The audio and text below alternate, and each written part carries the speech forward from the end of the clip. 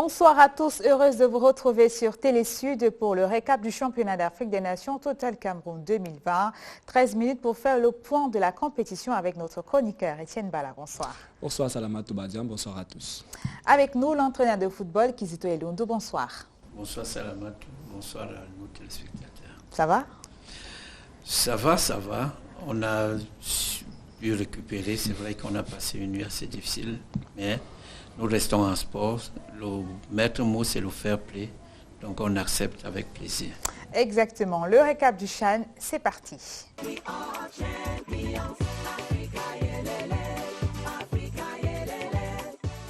Les demi-finales se sont refermées avec les qualifications du Mali et du Maroc. Étienne Bala.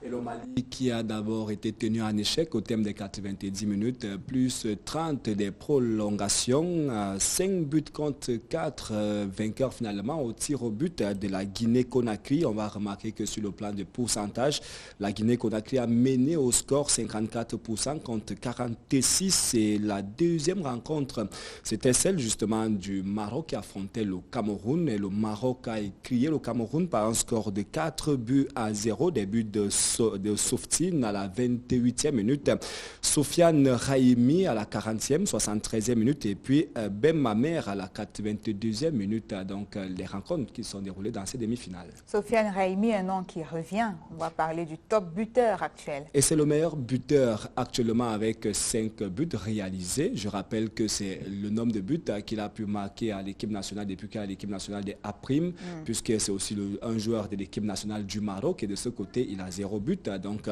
il a commencé à marquer avec les A', 5 buts.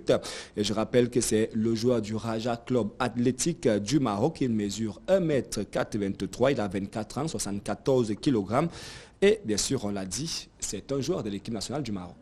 Commençons donc par analyser la première affiche de la journée d'hier, Mali-Guinée, une confrontation rude qui a abouti au tir au but. Regardez quelques extraits en images.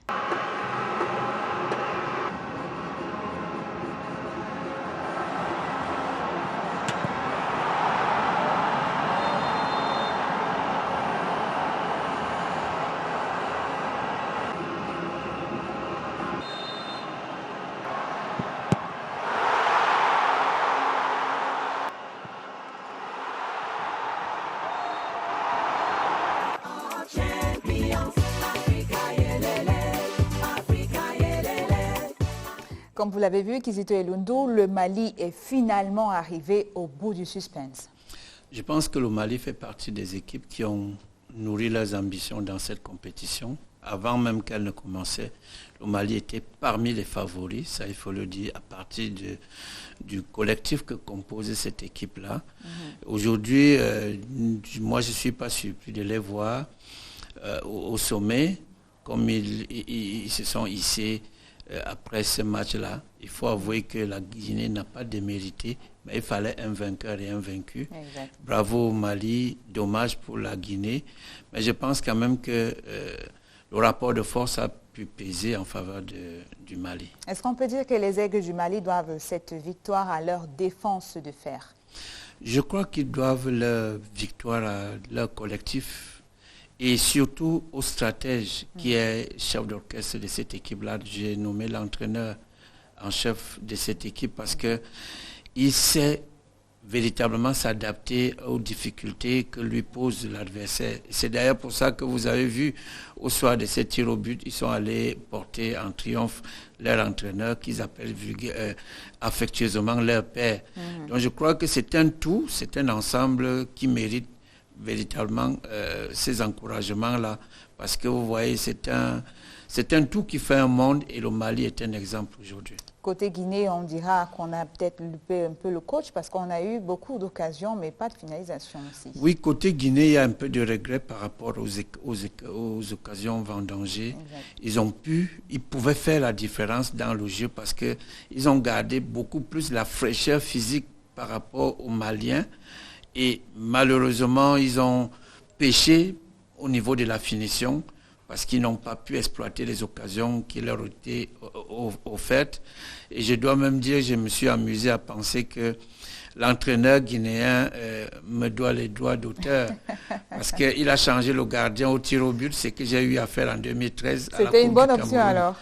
C'est des options qui, en fait, qui rentrent un peu dans le dopage psychologique pour pouvoir influencer l'adversaire. Malheureusement, ça n'a pas donné. Comme ça n'avait pas donné, avec moi, je me dis, Salamatou, c'est sûr qu'il avait triché.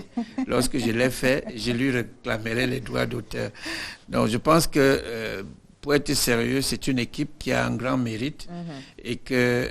elle aurait pu passer aussi en finale qu'aujourd'hui, on devrait toujours avoir une belle affiche. Et on va écouter quelques extraits, quelques réactions de ces coachs guinéens et bien sûr maliens aussi. Non, je pense que ça a été un match tactique en réalité parce qu'on savait que cette équipe avait énormément de qualités techniques. Donc il fallait tout faire quand même pour les empêcher d'avoir cette maîtrise-là. Donc on est parvenu à le faire.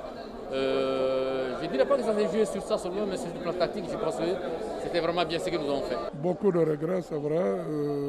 C'est un rêve stoppé. Moi, je pense qu'en première mi-temps, on pouvait plier le match. Mais c'est ça aussi le foot. La deuxième mi-temps, on a un peu chuté sur le plan de la fraîcheur du régime. Ça s'explique aussi. Après, au tir au but, c'est vrai. Malgré le mental du groupe, voilà, on perd un penalty. C'est aussi ça le football.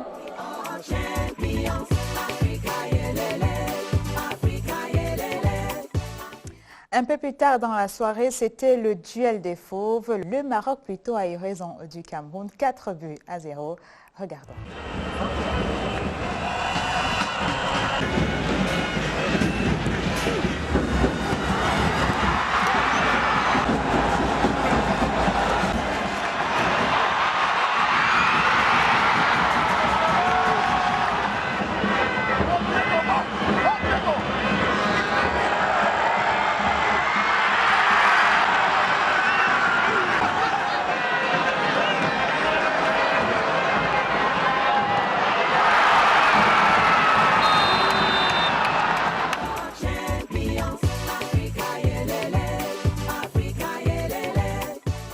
Et Lundu, est-ce que la barre n'était-elle pas assez haute pour le Cameroun cette fois?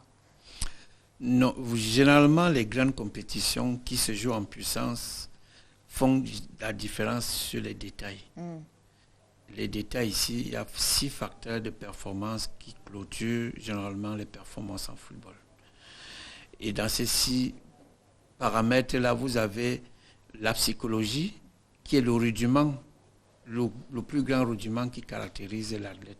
Quand vous n'avez pas la concentration avec vous, c'est sûr que vous allez laisser quelques plumes dans des détails. C'est ce que nous avons vu avec la non-concentration du gardien de but camerounais qui fait cette faute de main où le Maroc ouvre le score. Vous avez bien vu que c'est une équipe du Maroc, lorsque vous leur résistez, ils sont en difficulté.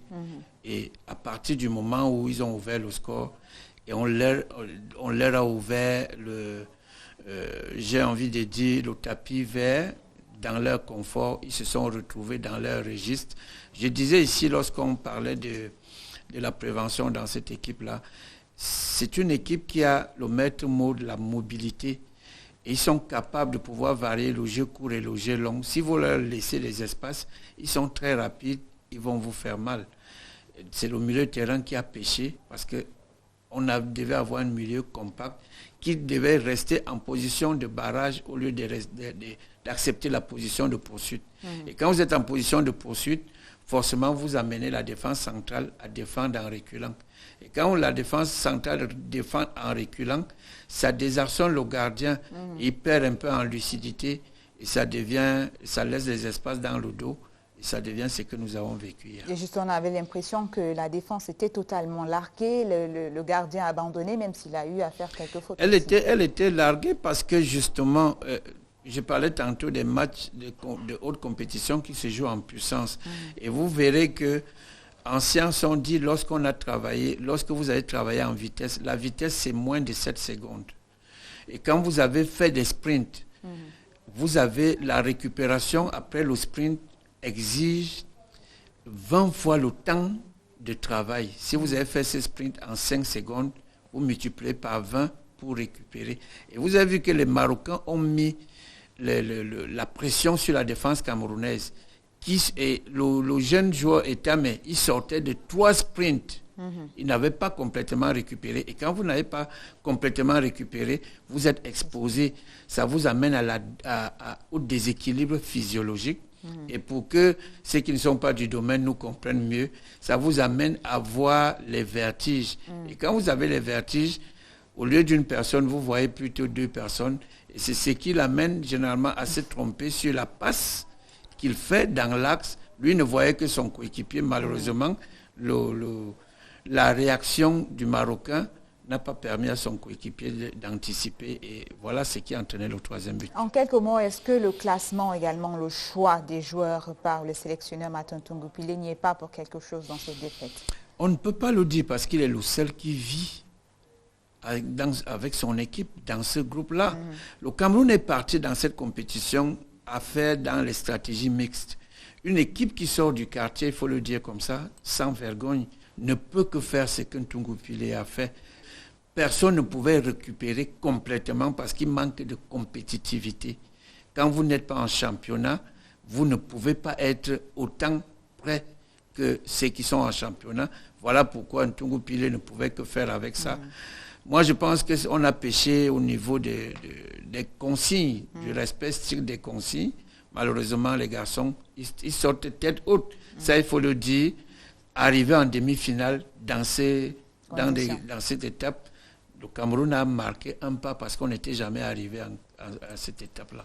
Et on va écouter justement les sélectionneurs du Cameroun et du Maroc au sorti de ce match. Aujourd'hui, le Maroc a été meilleur. Donc il a remporté, je crois qu'il mérite cette victoire. Nous avons appris beaucoup par cette confrontation et c'est ça l'objectif de notre présence ici, c'est d'apprendre et d'apprendre. Moi j'ai beaucoup appris.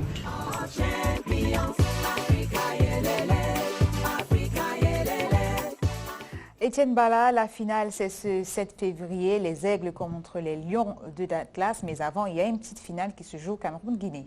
Cameroun-Guinée, ce sera au stade Omnisport de Japoma à Douala. Les poulains bien sûr de Mohamed Kamfoura Bangoura de la Guinée affronteront donc les Lions indomptables à prime de Martin Tungu-Pillé.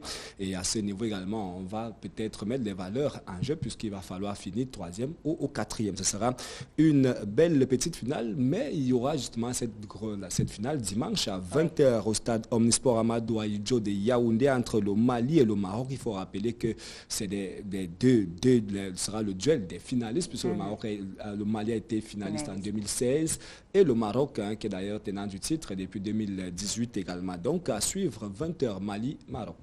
On verra justement les enjeux de cette petite finale demain avec vous. On l'espère, Kizito Elindo. Merci. C'est moi qui vous remercie. Merci Etienne Bala. C'est la fin de ce programme, madame et messieurs. On se retrouve demain sur Télé Sud. Restez-y.